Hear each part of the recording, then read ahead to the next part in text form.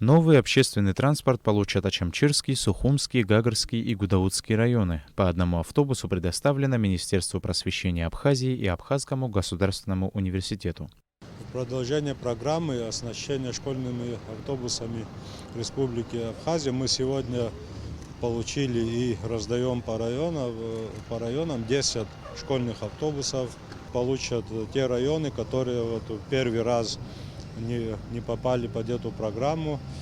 И завершая эту программу, мы практически закрыли все проблемы, которые имели все наши районные отделы образования. Сейчас все районы имеют возможность возить детей в школу и обратно в новых автобусах.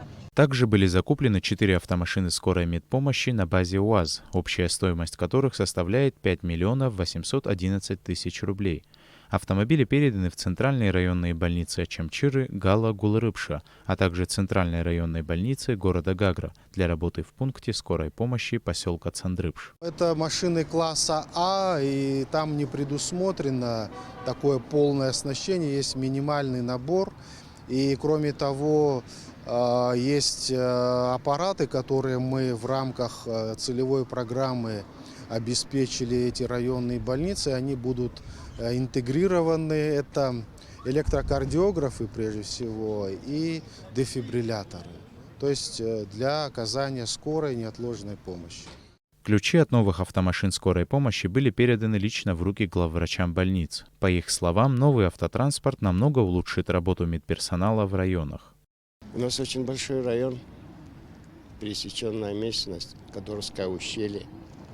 Это все мы должны обслуживать. И эта машина была для нас первой необходимости, будем откровенны.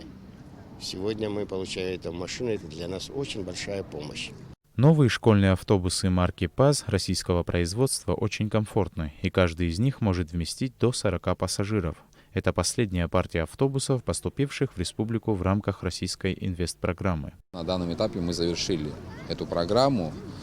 Сейчас идет работа над тем, чтобы упорядочить вообще движение автотранспорта по всей Абхазии.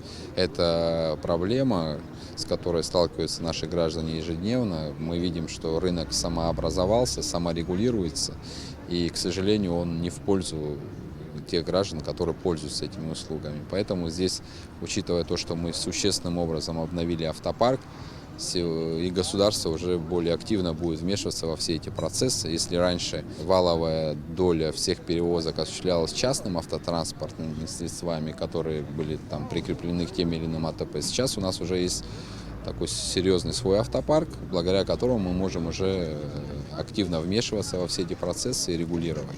В целом, в 2019 году для решения неотложных социальных вопросов по обеспечению транспортной доступности по поручению президента Республики Абхазия было закуплено 76 городских, пригородных и школьных автобусов на сумму около 194 миллионов 662 тысяч рублей.